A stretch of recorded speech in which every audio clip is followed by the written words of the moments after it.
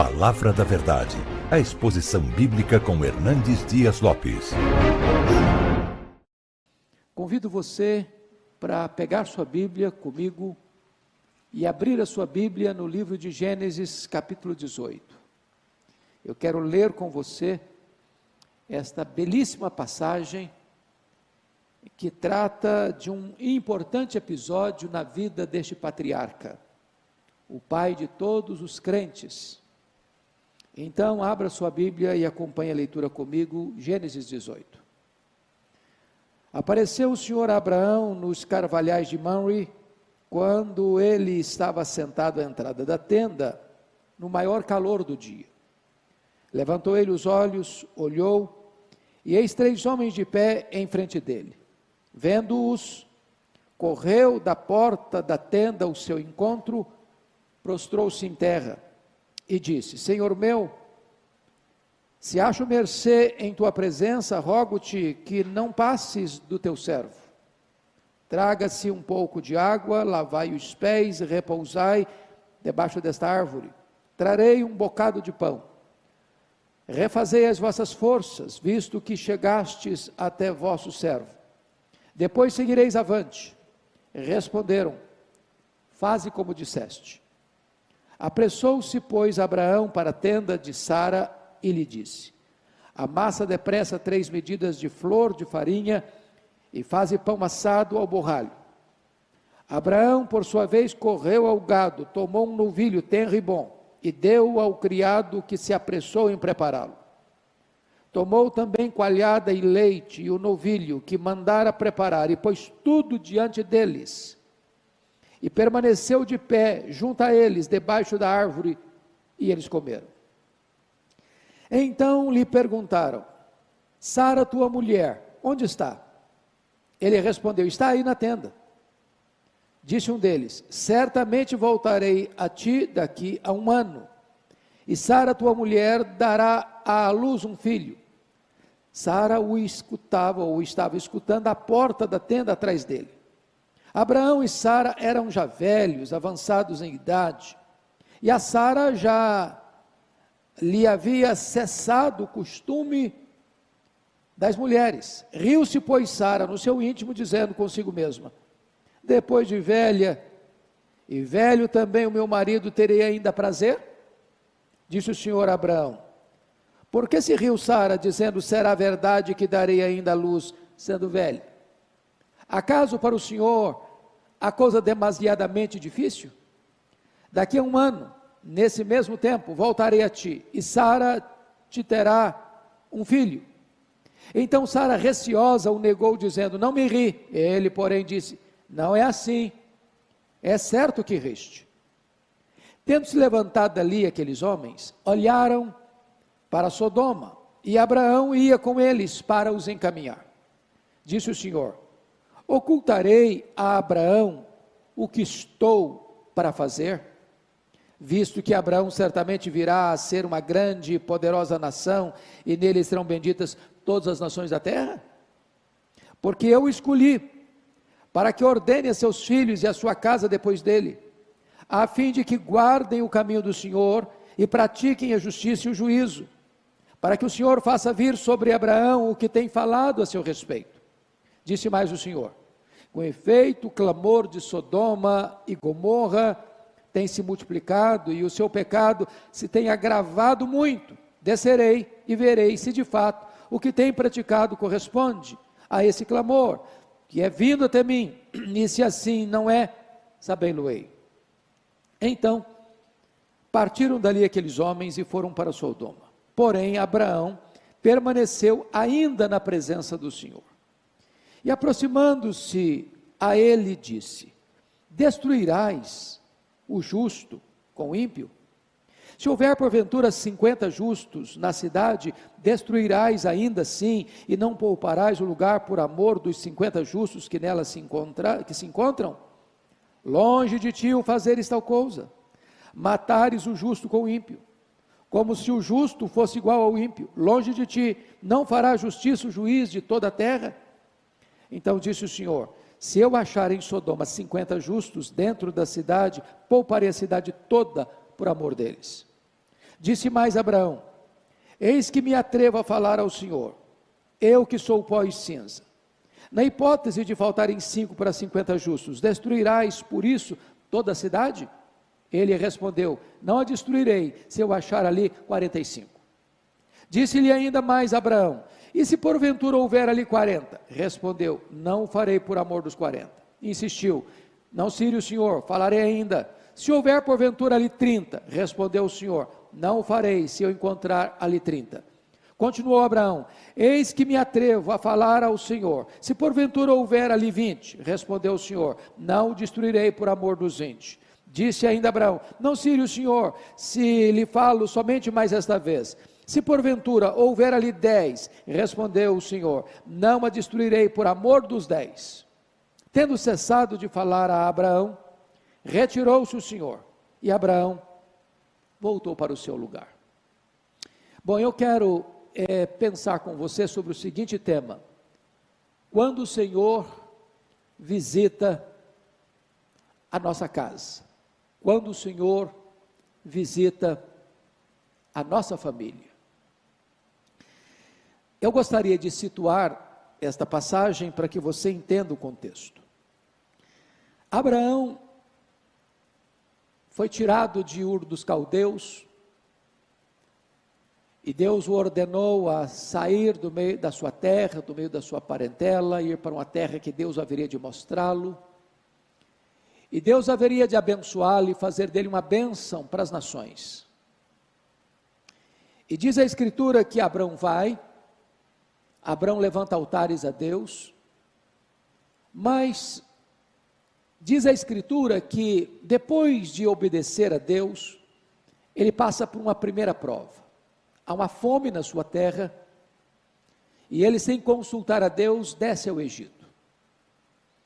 Ao descer ao Egito, ele tem ciência de que os valores, os princípios que governam aquela terra, são outros valores e princípios, e ele começa a imaginar que Faraó tem um harém, e que ele poderia ser morto pelos soldados de Faraó, se porventura a beleza da sua mulher, e a Bíblia diz que ela era extremamente formosa, pudesse atrair os olhos de Faraó. Então ele combina com a sua mulher para chegar no Egito e mentir acerca dela: você é minha irmã. E não tardou para que os príncipes olhassem para ela, se agradassem dela e levassem Sara para o harém de Faraó. E como resultado disso, Faraó cumulou a Abraão de presentes, de riquezas, de muito gado, muitos servos e muitas servas. Aquela riqueza não foi uma bênção para ele. Ele desceu ao Egito e ali transige com os valores absolutos de Deus. Até que Deus fere a casa de Faraó com pragas, e Faraó descobre a mentira de Abraão e repreende Abraão, e expulsa Abraão do Egito. Bom, ele retorna, ele volta agora, exatamente de onde tinha saído, e ao retornar ele demonstra quebrantamento, porque levanta um altar para o Senhor. Mas a riqueza que ele trouxera do Egito, ele já era um homem rico, mas trouxe mais riqueza, é o elemento que vai servir de fator principal para a crise entre ele e o seu sobrinho Ló, porque os pastores de ambos começam a brigar por falta de espaço, e então há a separação de Abraão e Ló, e Abraão, como líder do clã, abre mão de escolher, e deixa que Ló escolha primeiro. Diz a Bíblia que Ló olha para as campinas verdejantes do Jordão, onde estavam as cidades da planície, Sodoma, Gomorra e outras mais, e opta por ir para lá. E ele, Abraão, vai para Mamre, perto de Hebrom, e ali se estabelece. Depois, logo em seguida, no capítulo 14, a Bíblia nos informa de que houve uma invasão dos 4 reis lá da Mesopotâmia, lá da planície do Eufrates, contra os 5 reis da planície do Jordão, onde estava Sodoma e Gomorra e onde morava Ló, e impõe sobre eles uma vassalagem. Depois de 12 anos de escravidão, esses 5 reis aqui da planície do Jordão se rebelam contra os 4 reis lá da Mesopotâmia e sofrem uma derrota cachapante, E esses reis lá da Mesopotâmia não só impõem uma derrota, mas levam o povo cativo e expoliam os seus bens. E Ló está no meio dessas pessoas que foram levadas escravizadas. Quando Abraão sabe disso, junta 318 homens da sua casa, valentes, preparados para a batalha, juntamente com os homens que ele aliançou-se naquela região, e impõe uma derrota de estratégia militar sobre os reis do norte, e tira das mãos deles o povo escravizado, inclusive o seu sobrinho Ló. Pois bem, quando você avança um pouco mais nas escrituras, para examinar esse assunto, você chega no capítulo 15, e Deus firma uma aliança com ele. E quando Deus visita-o, ele está muito triste, porque ele está com medo. Ele está com medo. E Deus aparece para ele e diz: Abraão, não fica com medo não tenhas medo, eu sou o seu escudo. Ele está com medo de quê? Talvez de uma retaliação daqueles reis, lá da Mesopotâmia. Ele está com medo por quê? Porque Deus prometeu que ele iria ser pai de uma grande nação, e ele não tem filhos. Diz: vai ser o Eliezer, o meu servo, o meu mordomo, que vai herdar toda a minha riqueza. E Deus faz uma aliança com ele e diz: olha, Abraão, faz o seguinte, sai da sua tenda, olha para o céu, conta as estrelas, se é que você pode, assim será a sua descendência. Mas, como a vida é feita de começos e recomeços, os anos se passaram. E agora já tem exatamente 10 anos que ele tinha saído da terra e indo para a terra de Canaã. A promessa não se cumpria. E aí, uma daquelas servas que ele trouxe do Egito, chamada Agar, vai ser um ponto de tensão na família dele, porque a mulher dele pensa assim: bom, é costume da nossa época, quando uma mulher não pode dar filhos ao marido, ela pega uma das suas servas, para que o marido coabite com ela, e os filhos dessa serva são considerados meus filhos. E então Sara propõe isso para Abraão, e Abraão não discute com a sua mulher, Abraão não orienta a sua mulher, Abraão não aconselha a sua mulher, Abraão anui, concorda com a sua mulher, e coabita com Agar, e vai gerar Ismael. Isso é chamado de sinergismo. É quando o homem tenta dar uma mãozinha para Deus, é quando o homem tenta cooperar com Deus, como se Deus não fosse suficientemente sábio e poderoso para dar conta daquilo que prometeu. Pois bem, isso gerou um sério problema para aquela família.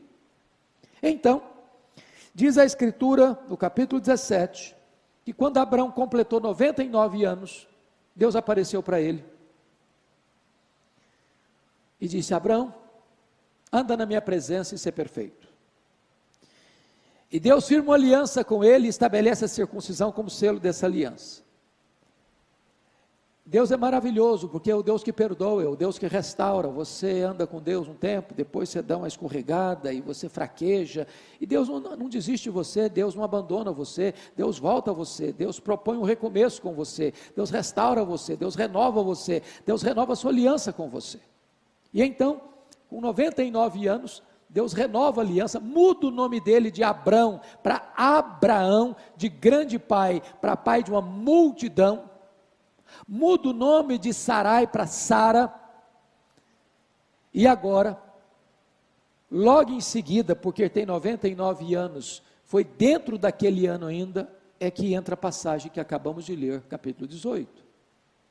Quando Abrão está na sua tenda, na porta da sua tenda, lá nos carvalhais de Mamre, assentado à entrada da tenda, calor imenso, hora mais quente do dia, talvez meio-dia, e ele olha, defronte dele tem 3 homens, e já naquele momento Abrão tem um discernimento, que não são apenas peregrinos, não são apenas beduínos que estão caminhando por aquelas regiões desérticas de Hebrom. Ele reconhece que aqueles homens têm algo de especial, e mais do que isso, que é uma visitação de Deus à sua casa, à sua tenda, à sua família. E então diz o texto que ele corre ao encontro deles, E ele, vendo-os, correu da porta, verso 2, da tenda ao seu encontro, e prostrou-se em terra. Prostrou-se em terra.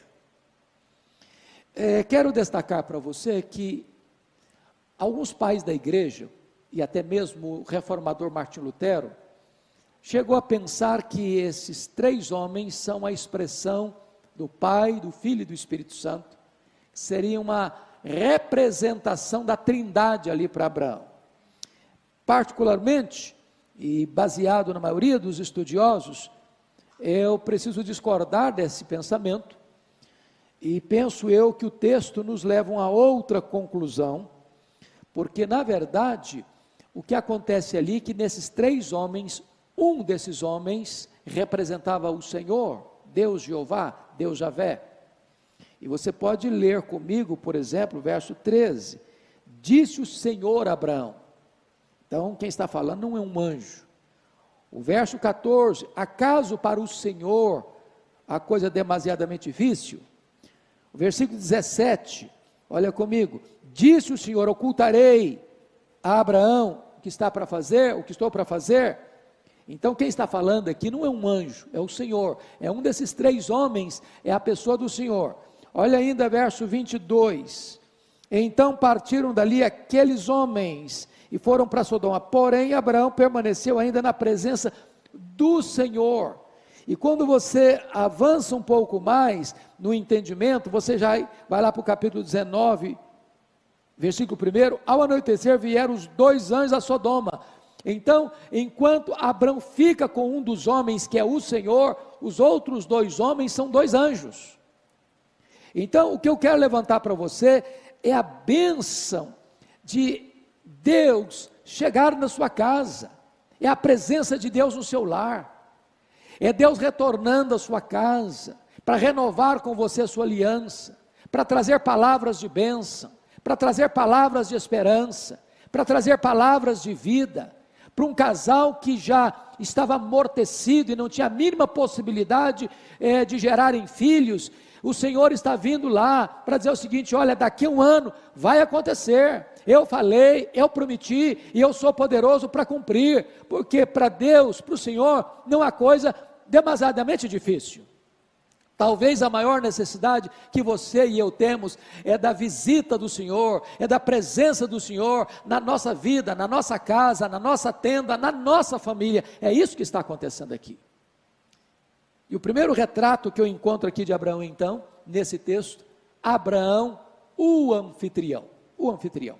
Então vamos olhar comigo, por gentileza, a partir do verso 3, porque Abraão, ele demonstra uma solicitude imensa, uma alegria imensa, um prazer imenso, uma pressa extremamente eloquente para receber aqueles 3 homens na sua casa. Ele é um anfitrião e ele tem prazer nisso. Então vamos ver isso, por gentileza. Primeiramente, olha comigo o versículo 3, quando ele diz: rogo-te que não passes do teu servo, fica aqui, fica comigo. Lembra lá dos 2 caminhantes de Emaús, quando disseram para o Senhor: já é tarde, fica conosco. É essa consciência de que o Senhor é tão precioso para nós, e é tão bom quando Ele está na nossa casa, é tão bom quando Ele está dentro da nossa família, é tão bom quando a presença dEle é real na nossa família, na nossa casa, no nosso lar. Segundo, olha comigo, versículo 4, o que Ele propõe? Traga-se um pouco de água. Isso era uma forma de acolhida calorosa, porque se caminhava a pé, por aquelas regiões desertificadas, muita poeira, e o primeiro gesto de que você era um bom anfitrião, era que quando a pessoa chegava, você colocava água para lavar os pés. Olha mais, repousai debaixo dessa árvore. O segundo aspecto da característica de Abraão como hospedeiro e como anfitrião, era não apenas lavar os pés, mas também repousar, descansar. Olha, em terceiro lugar, o que ele vai estabelecer para eles? Refeição beduína. E eu chamo a sua atenção para os versículos 5 a 8, porque tem aqui vários aspectos de que os beduínos são muito generosos nas suas refeições. E Abraão está demonstrando isso aqui. Veja comigo, por favor. Primeiramente, ele vai colocar, traga-me um bocado de pão. E eu chamo a sua atenção para as características desta hospitalidade de Abraão. Primeiro, Abraão serviu imediatamente. Versículo 4. Traga-se um pouco de água, lavai os pés e repousai debaixo desta árvore. As pessoas estão acabando de chegar, o Senhor e 2 anjos, e ele imediatamente já toma decisões e medidas para acolhê-los com grande fervor, com grande entusiasmo. Segundo, ele faz uma recepção pessoal. Olha comigo o versículo 5. Trarei um bocado de pão. Quando você vê trarei um bocado de pão, quando vai pedir para Eva, para Sara fazer o pão, ele pede 3 medidas. 3 medidas, gente, é muito pão. É pão para muita gente. Ele está servindo 3 pessoas. Mas ele é humilde, ele não quer dizer, não vou fazer um banquete, não. Ele usa uma linguagem de humildade. E é um trabalho pessoal. Eu trarei um bocado de pão.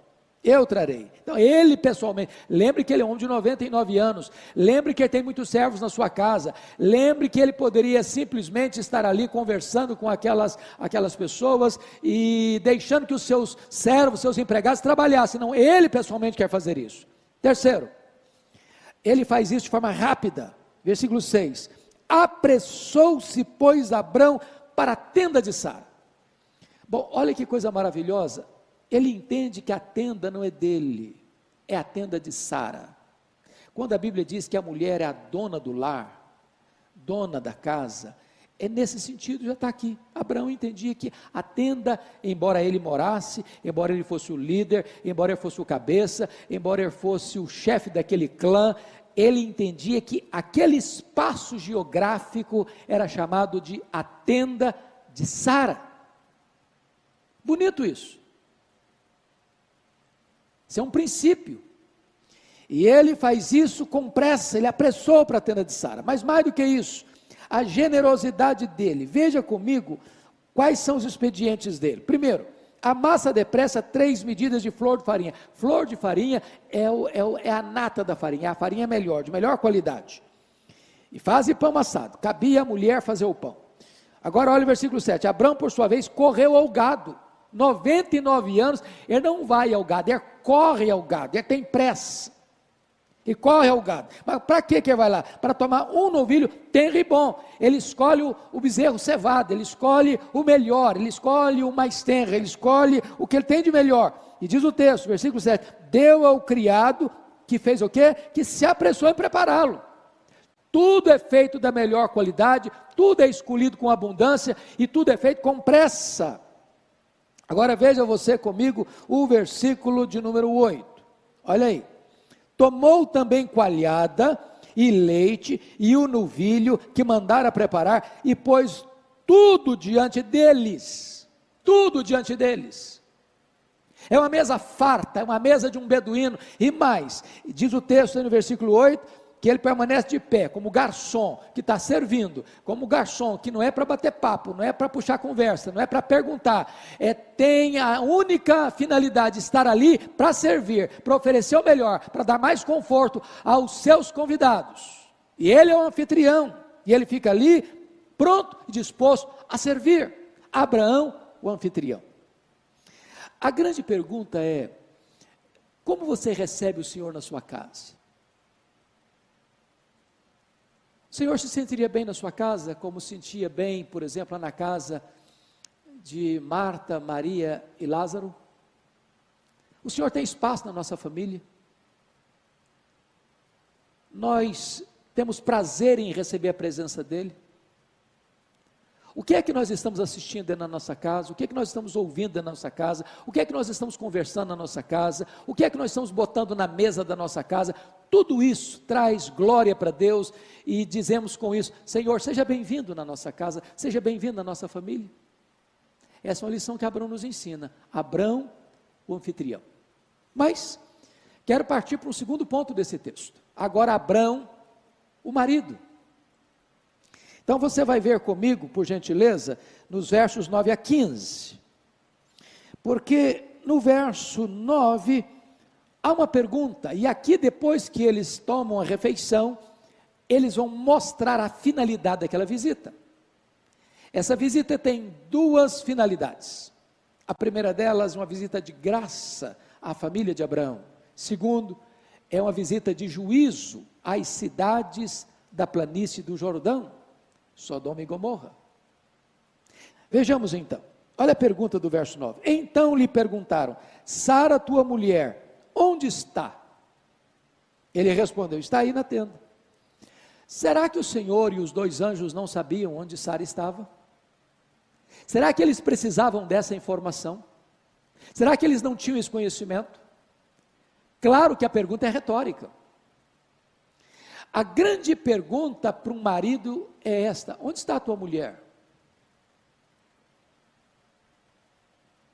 E onde está a tua mulher carrega por trás todo esse cenário. Como é que ela está? Como é que você tem tratado a ela? Como é que você tem convivido com ela? Como é que tem sido o seu relacionamento com ela? Eu tenho ministrado a você, Abraão, desde que você saiu de Ur dos Caldeus. Eu tenho falado com você, eu tenho visitado você, tenho dado promessas a você, eu tenho renovado as minhas alianças com você, eu tenho sempre reafirmado a minha palavra para você, de que eu vou suscitar a partir de você uma grande descendência. A grande pergunta é: onde está a sua mulher em tudo isso, Abraão?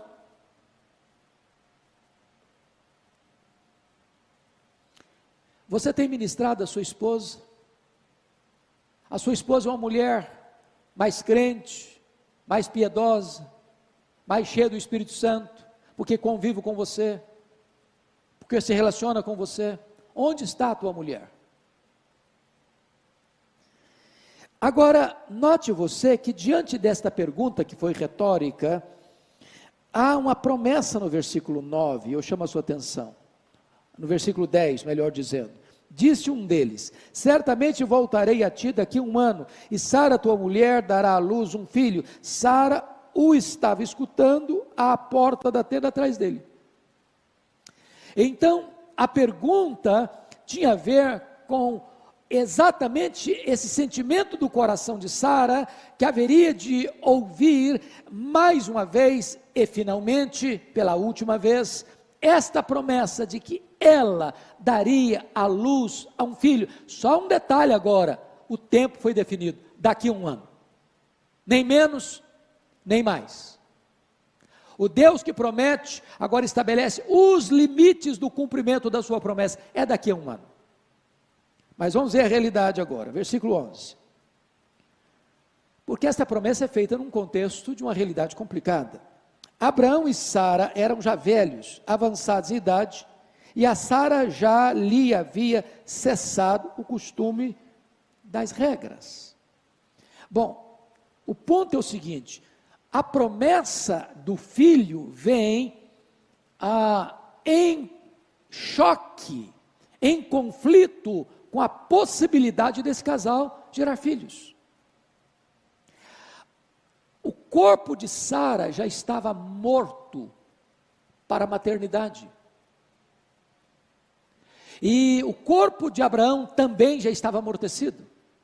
Esta palavra velho aqui, no versículo 11 e no versículo 12, quando ela pergunta: depois de velha e velho também meu senhor, terei ainda prazer, é a mesma palavra, para você ter uma ideia, dos ossos envelhecidos, ou lá em Josué 9, daquelas vestes rotas, que aquelas pessoas vieram para enganar Josué e fazer uma aliança com ele.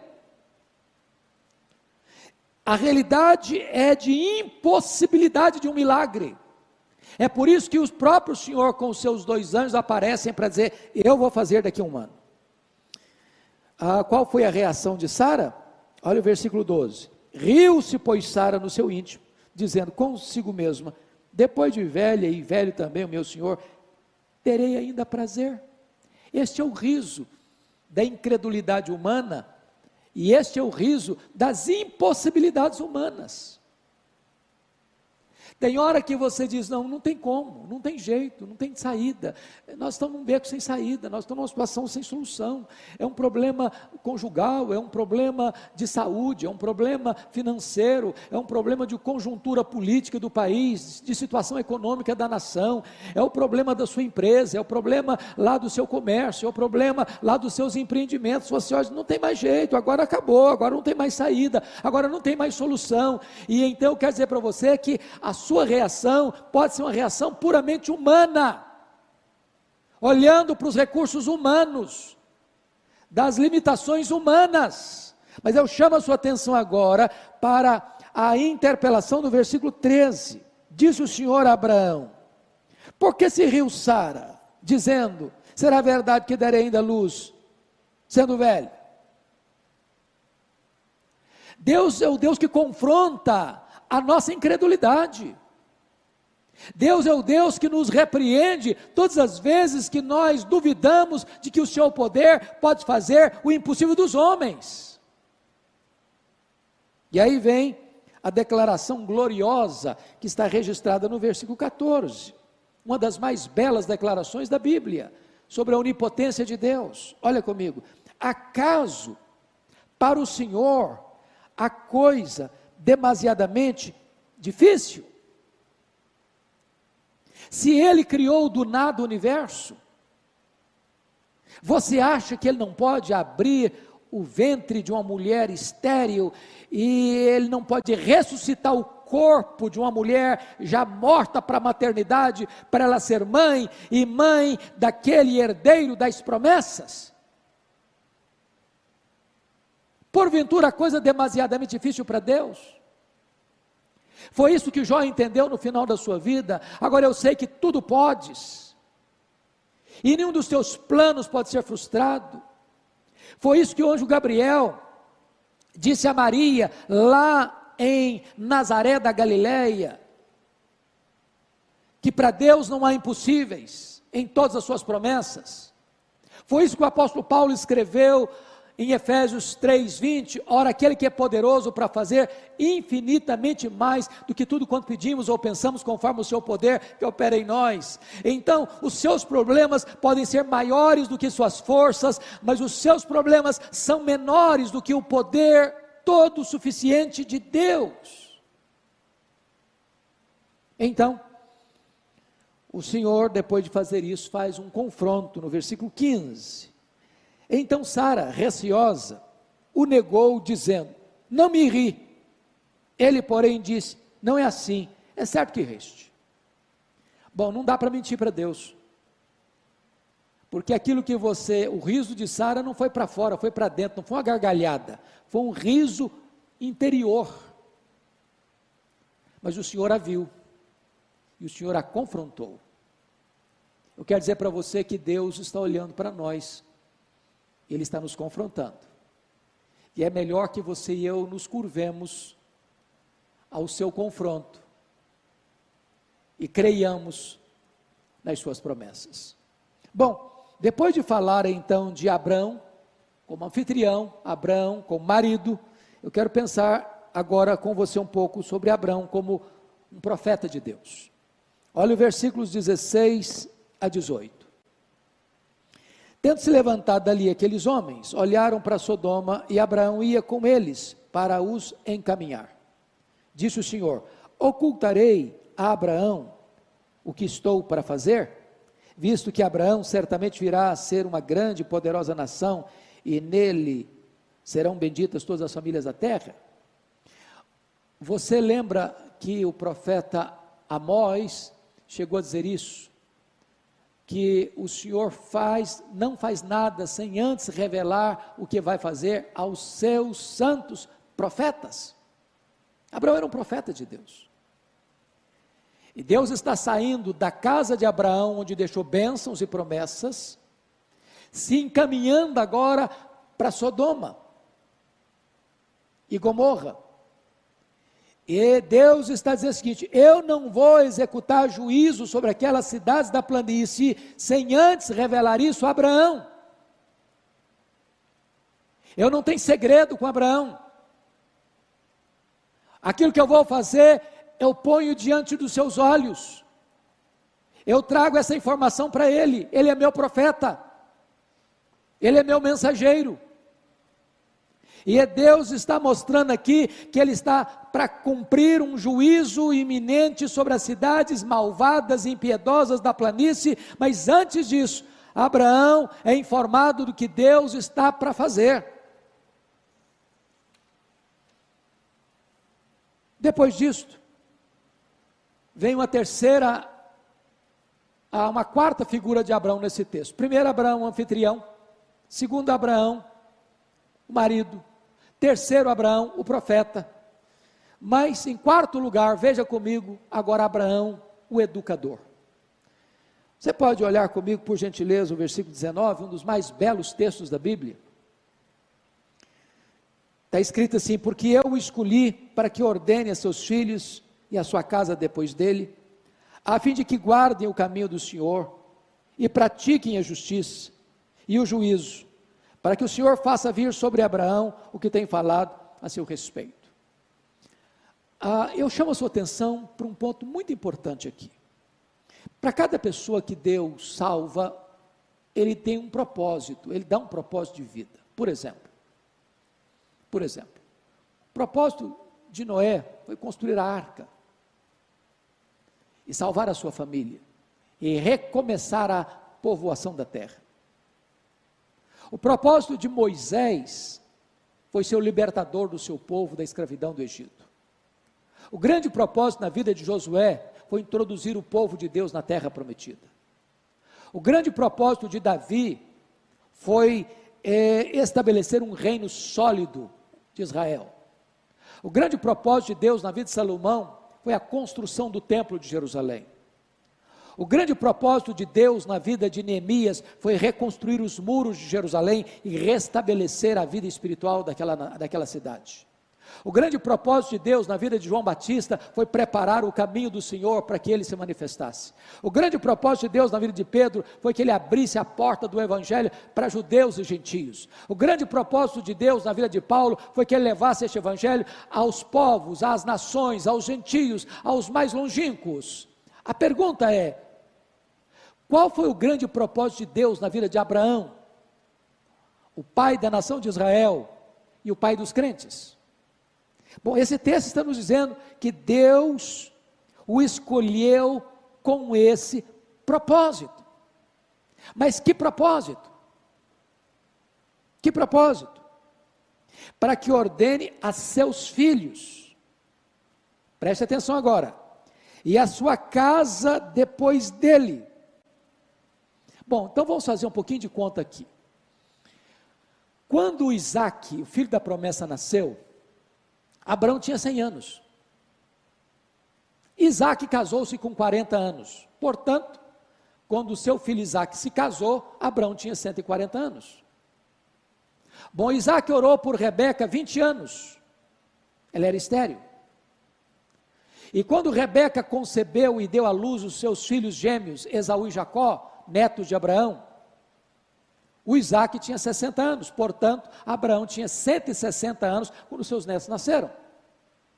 Bom, e Abraão morreu com 175 anos, logo, Abraão só teve 15 anos de vida. A Bíblia diz que ele morreu em ditosa velhice, então ele estava ainda feliz, convivendo. Ele só teve 15 anos para conviver com seus netos. Mas como assim que o projeto de Deus na sua vida foi que ele, está escrito aí no versículo 19, ordenasse os seus filhos e a sua casa depois dele, a fim de que guarde o caminho do Senhor e pratique a justiça e o juízo? Se ele teve tão pouco tempo. E aí você vai entender Abraão e entender esse texto, quando você vai para Hebreus capítulo 11, que ele viu as promessas e saudou-as de longe, ele sabendo que ele era o pai dos crentes. É como se ele estivesse olhando lá da sua tenda em Mamre, em Hebron, para os séculos para frente dele, para as gerações para frente dele, para as nações para frente dele, e para todos aqueles que o Senhor comprou com o seu sangue, de todas as raças, povos, tribos, línguas e nações, e abençoando essas gerações, dizendo o seguinte: eu quero que a minha geração seja santa, eu quero que a minha geração seja comprometida com Deus, eu quero que a minha geração conheça Deus, eu quero que os meus descendentes sejam comprometidos com Deus. Abraão era um educador comprometido com as futuras gerações. A pergunta que eu faço a você hoje é: qual é o compromisso que você tem de educar seus filhos, seus netos e as suas futuras gerações? Você se lembra do rei Ezequias? Um homem de Deus, mas que cometeu um gravíssimo erro nesse particular. Quando ele tinha 39 anos de idade, Deus apareceu para ele e disse para ele colocar em ordem a sua casa, porque certamente ele morreria. E ele clama a Deus, ele chora diante de Deus, e Deus ouve a sua oração, estende-lhe a sua idade para mais 15 anos.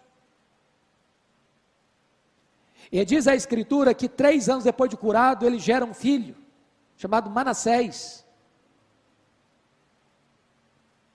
E diz a Escritura que então ele morre, e seu filho começa a governar com 12 anos de idade, reina 55 anos em Jerusalém. Foi o rei mais perverso, mais cruel, mais sanguinário, mais assassino, mais feiticeiro, mais idólatra da história dos reis de Judá.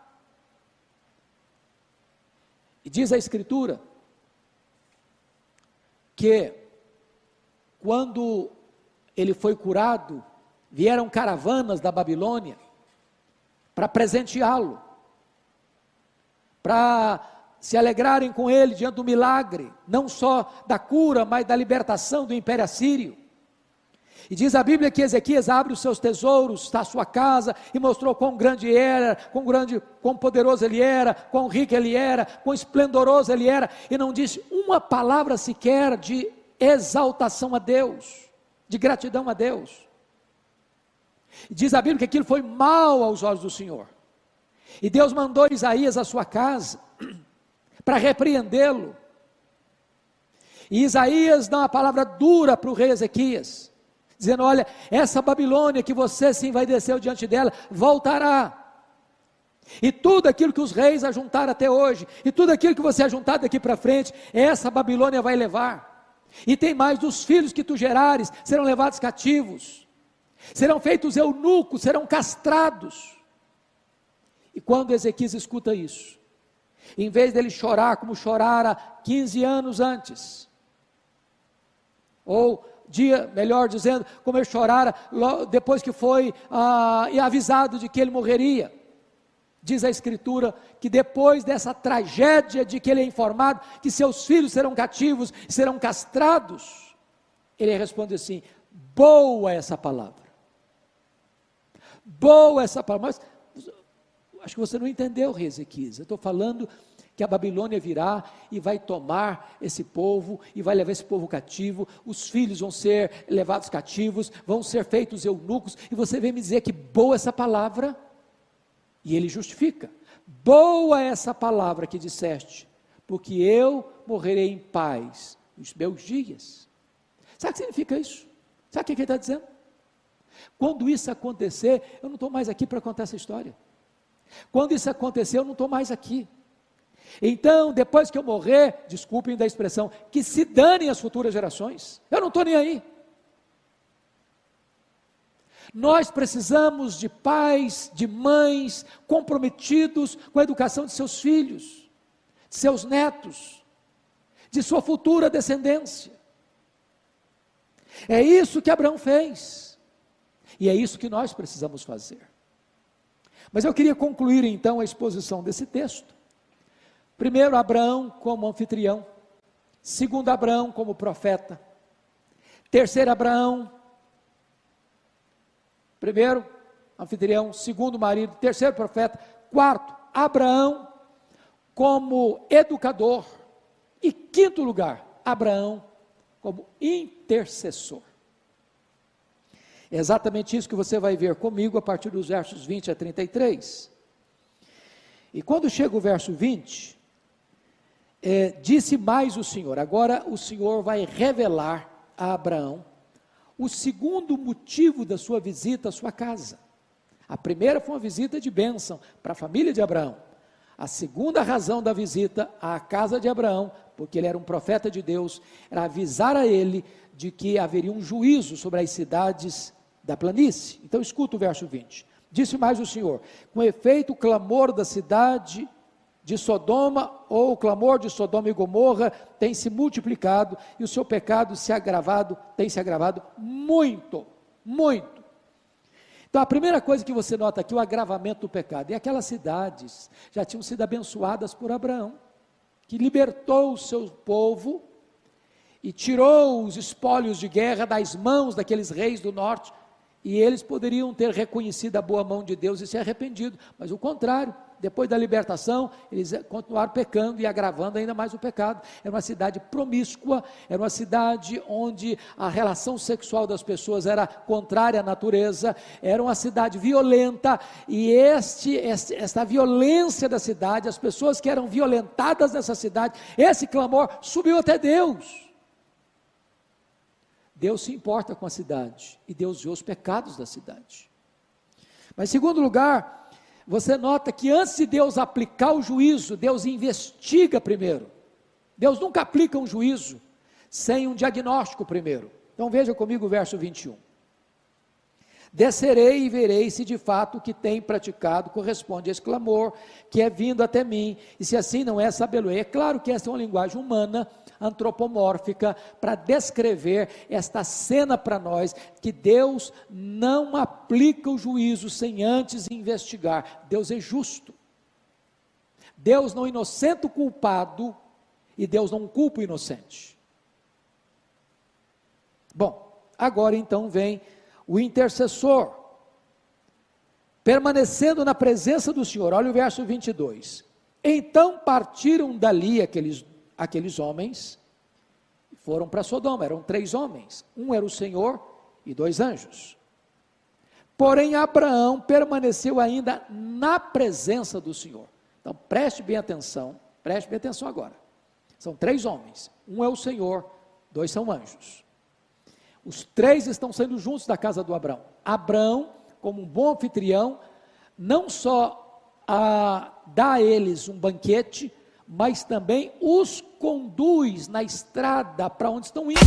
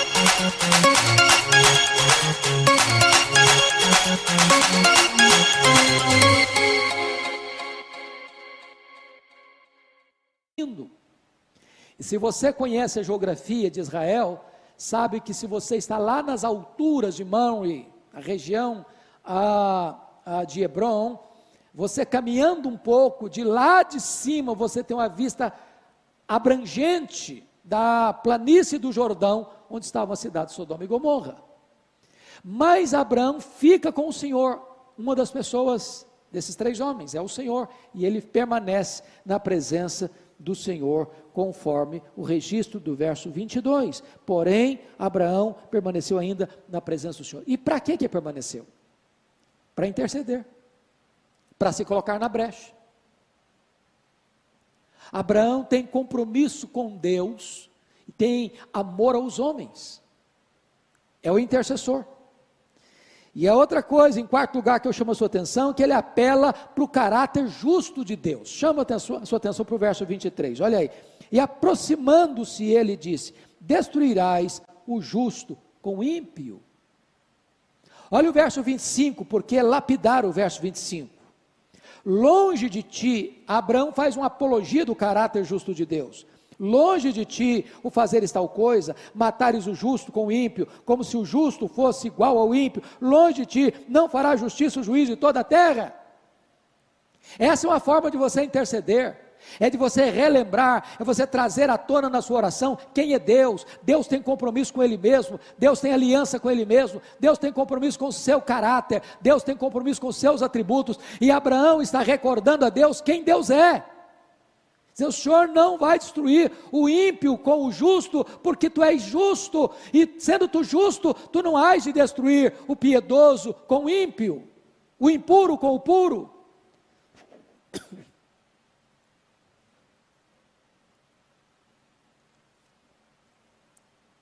Quinto lugar, Abraão, na sua intercessão, ele insiste com Deus.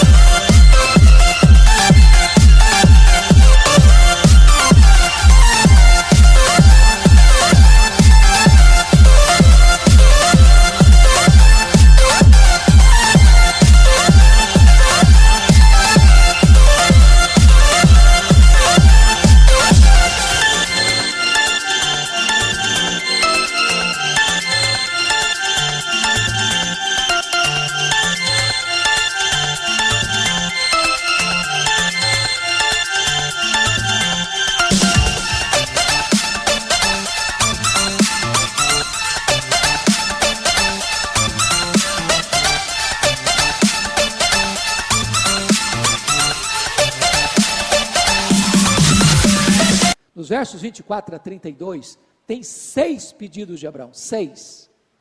Se tiver 50, se tiver 45, se tiver 40, se tiver 30, se tiver 20, se tiver 10, Deus diz, a todos os pedidos Deus disse sim. Não, se tiver 50 eu não destruo, 45 eu não destruo, 40 eu não destruo, 30 eu não destruo, 20 eu não destruo, 10 eu não destruo. Por que parou nos 10? Porque 10 era mais do que um número simbólico. 10 era o menor número de um grupo, de uma comunidade. E eu estou falando de uma cidade. Abaixo de 10, agora a salvação tem que ser individual, não como coletividade mais. Então Abraão, ele luta com Deus. Ele persevera na oração, ele insiste com Deus na oração. Tem muita gente que pensa que Deus não precisa, falou uma vez, não precisa falar mais, porque Deus não é surdo, Deus não precisa ficar escutando. A Bíblia nos orienta e nos ensina a insistir. Por isso o Senhor Jesus Cristo disse, pedi e dar-se-vos-á, buscai e achareis, batei e abrir-se-vos-á, porque todo que pede recebe, todo que busca encontra, todo que bate abrir-se-lhe-á. A Bíblia nos ensina a insistir com Deus, a perseverar na oração, e é isso que Abraão está fazendo. Mas eu quero, em penúltimo lugar, dizer, em sexto ponto, que Abraão demonstra ousadia e também humildade, porque oração tempera essas duas coisas, ousadia e humildade. Veja comigo o verso 27. Disse mais Abraão, eis que me atrevo a falar ao Senhor, eu que sou pó e cinza. Preste atenção que Abraão não determina nada para Deus, Abraão não exige nada de Deus, Abraão não decreta nada para Deus, Abraão não tem qualquer petulância no seu ministério intercessório, ele pede, ele suplica, ele é ousado, mas ele sabe quem é, e sabe quem o Senhor é. Eu ouso falar, mas eu sou pó e cinza. Humildade não anula ousadia, e ousadia não dispensa humildade. Eu quero terminar, porque o intercessor finalmente é alguém que se rende ao propósito soberano de Deus. Olha comigo o versículo 33. Tendo cessado de falar a Abraão, veja você que quem cessa de falar não é Abraão, quem cessa de falar é Deus. Tendo cessado de falar a Abraão, retirou-se o Senhor. E Abraão voltou para o seu lugar. Deus é soberano. E Ele faz todas as coisas conforme o conselho da sua vontade. Oração não é para determinar nada para Deus, porque quem decide é Ele, quem faz é Ele. Da forma dEle, no tempo dEle, para a glória dEle. Então, nesse momento, depois que Abraão chega ao número mínimo de um grupo, de uma comunidade, Deus cessa de falar com ele. Ele não insiste mais com Deus. Submete-se à vontade soberana de Deus e retorna para sua casa. Que Deus nos ajude a imitar este homem que é o pai dos crentes. Abraão, o anfitrião. Abraão, o marido. Abraão, o profeta. Abraão, o educador. Abraão, o intercessor. Que Deus nos abençoe. Que Deus nos ajude a seguir as mesmas pegadas do nosso pai da fé. Deus abençoe você. Palavra da Verdade, a exposição bíblica com Hernandes Dias Lopes.